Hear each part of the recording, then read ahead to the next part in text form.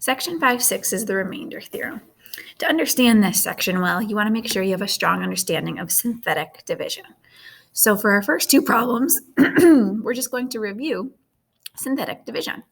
So I'll do number 1 for you, and then you try number 2. So for number 1, remember, we always take out the opposite of the sign of what we're dividing by. So since it says x minus 2, I take out a positive 2. And then I fill in with the coefficients. We have 4. There's no x squared term, so we have a gap of 0. Our x term is 1, and then we have a 7. We leave some space, bring down the first term, which is 4. 2 times 4 is 8. Add that together is 8. 2 times 8 is 16. Add that together gives me 17, and 2 times 17 is 34. Add that together, and that gives me 41. That means 41 is our remainder. We have our constant, x to the first, and x squared term. So our answer is 4x squared plus 8x plus 17 plus 41 over x minus 2. Okay, so you try number 2. Watch for gaps and also watch for the fact that we have a coefficient this time. So remember how to do that. All right, let's actually look at what is the remainder theorem now that we refreshed ourselves on synthetic division. So what the remainder theorem says is that if I have a polynomial, f of x, and it's divided by a binomial, x minus a, then the remainder is this same thing as when I evaluate f of a. So what does that really mean? That means that if I was to evaluate f of 3, so I have some function and I plug 3 into it, I get an answer. That answer is the same thing as if I was to use synthetic division and found the remainder. So therefore, if the remainder is 0, that means whatever I divided by is a factor of the polynomial. Okay, let's look at some examples so you understand this. So for example 1, it's giving me a function and it's saying find f of 8. We all know that our first option is that we could plug in 8 for x and simplify. So we can absolutely do that, which maybe I will in one moment. However, the other option, option 2 we'll call it now, is to use the remainder theorem. So let's look at that, because as I start to have higher powers and larger numbers, this is much more efficient than if I was to raise 8 to the 4th power, or let's pretend it said 17 to the 4th power. That becomes a lot of work.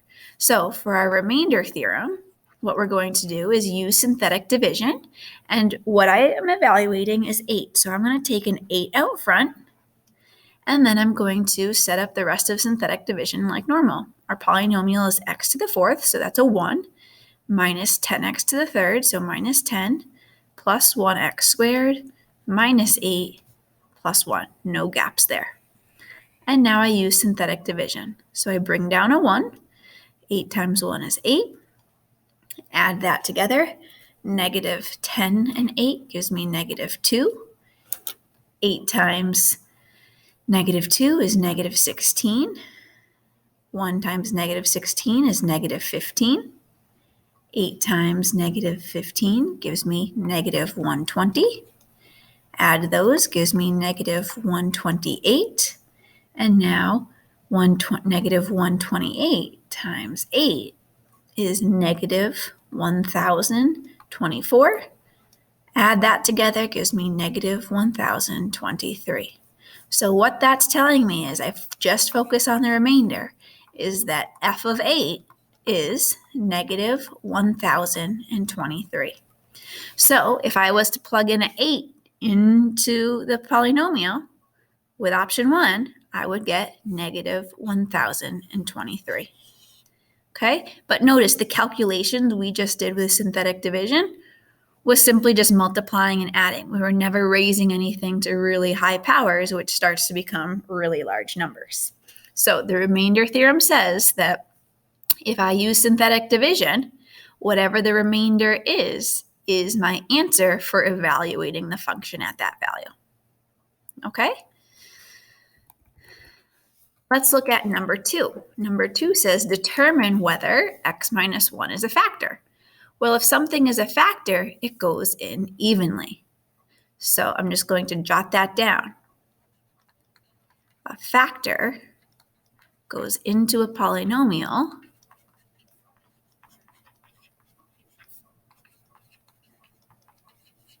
evenly, aka no remainder. Okay, and that's what up above, just to reiterate, the factor theorem, that's what that's saying. If the remainder is 0, then that means it's a factor. So to determine if x minus 1 is a factor, we could use long division, we could use synthetic division to determine the remainder, or I could use the remainder theorem. So I want you to practice with the remainder theorem,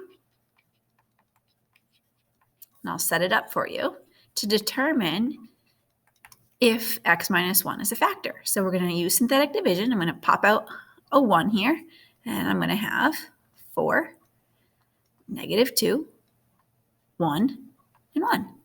And go ahead and use synthetic division and determine what your remainder is.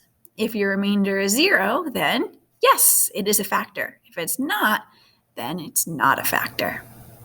Okay, give that one a shot.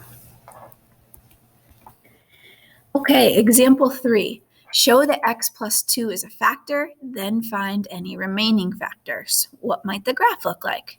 So the first thing we're going to do is show that x plus 2 is a factor. To show it's a factor means that the remainder is 0. So let's do that. I'm going to pull out -2, and we have then a 1, a -2, a -5, and a 6. I will bring down that first term. That gives me -2, which is -4. -2 times -4 is 8. Gives me a +3, -6, and a 0. So since we got that 0 there, we just proved that x plus 2 is a factor.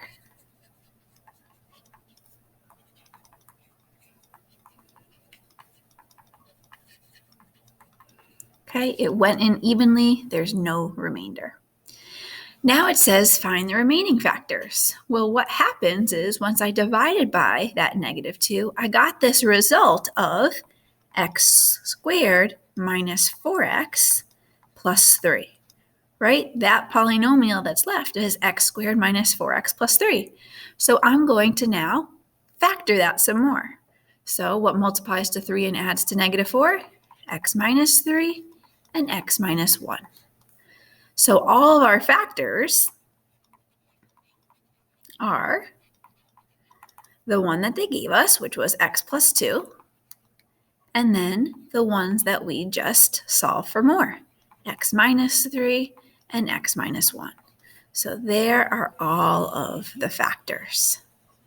If I was to FOIL that all out, I would get the original polynomial.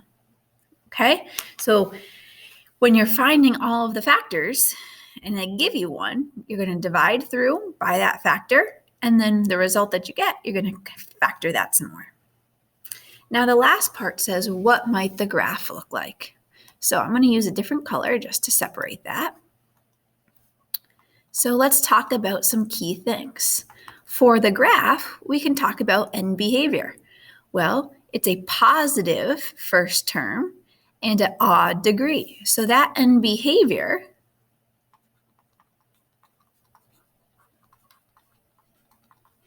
is going to be that, and I'll just use words, we're not actually having to write it out yet, is that remember when it's positive and odd, it is down and then up.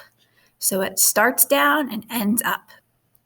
We also know that we have these 3 factors, which the 3 factors I can actually solve to find the solutions. So the roots of this graph, if I set x plus 2 to 0, I get -2. If I set x minus 3 to 0, I get 3. And if I set x minus 1 to 0, I get 1. So if I think about a coordinate plane here, I know that I'm crossing at -2. I'm also crossing at 3 and at 1. My roots are -2, 3, and 1. And because that end behavior starts down and ends up, I know my graph is going to then therefore look something like this. My end behavior starts down, I cross through my 3 solutions, and my end behavior towards the right ends going up. This is just a sketch. We don't really know how high should this sort of maximum go and how low should this minimum go. That we'll discuss more later on, but I have a general gist of what this graph may look like. Okay, so knowing that end behavior and being able to find our factors to give us our roots helps us make a rough sketch of our graph. All right, let's look at the last problem. The last problem here says that if I have a polynomial that's divided by a factor, find the value so the remainder is 3. So what's missing is this k value. I'm still just going to set this up with synthetic division. So -1 will pop out front, and then I have a +1 for x to the third, 4 for x squared, a 1 for the x, and then we don't know the constant, it's k. The other thing I do know, though, is the remainder is 3, so that last value will be 3. What I'm going to do now is I'm going to work my way towards k and backwards towards k. If my unknown of k was where the 4 was, same thing, I would work towards k and backwards towards k. So let's start working towards k. I bring down my 1. -1 times 1 is -1. Add that gives me 3. -1 times 3 is -3. Add that gives me -2.